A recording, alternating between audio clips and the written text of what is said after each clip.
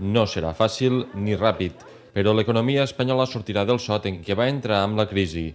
Les dades dels últims mesos i la comparativa amb la tendència dels últims anys permeten assenyalar un fràgil canvi de cicle. Això és, si més no, el que ha explicat aquest dijous davant d'un centenar d'empresaris a la Cambra de Comerç de Tortosa el director territorial de CaixaBank a Catalunya.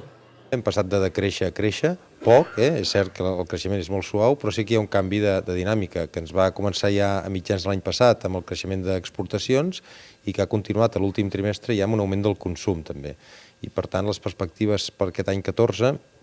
és que això es consolidi, que el consum segueixi creixent a taxes molt baixes, 0,8%, però ja és un canvi de tendència perquè veníem anys de creixent al 3% any rere any. Els registres assenyalen que els preus dels pisos han deixat de caure i la previsió és que el 2015 podrien començar a créixer novament, que les exportacions dels dos últims anys són majors que les importacions o que l'alça de l'índex de consum és clau perquè l'economia ja no mantinga registres negatius.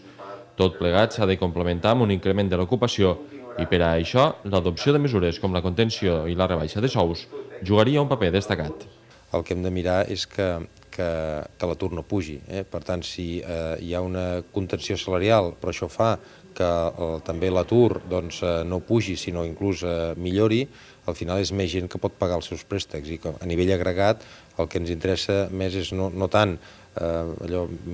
poca gent amb augments de sou més elevats, sinó que hi hagi molta gent, encara que els sous no creixin o fins i tot baixin una mica, però que hi hagi més gent que tingui sou. De la mateixa manera, la modificació dels impostos podria aportar més oxigen a l'economia. Per això, segons assenyalen, no seria negativa una pujada de l'IVA, sempre i quan anés acompanyada d'una rebaixa d'altres taxes. I si hi hagués una pujada de l'IVA moderada, però que anés acompanyada d'una rebaixa d'altres impostos, com les cotitzacions socials que afavorissin la contractació de més treballadors, la baixada de l'atur i que més gent pogués consumir, jo crec que una cosa compensaria l'altra. Hi hauria, els preus pujarien una mica, però hi hauria més capacitat de compra de la que hi ha ara. A les Terres de l'Ebre, alguns indicadors també permeten veure el got mig ple, segons el president de la Cambra de Comerç de Tortosa. Allò que ens deien que al principi que la crisi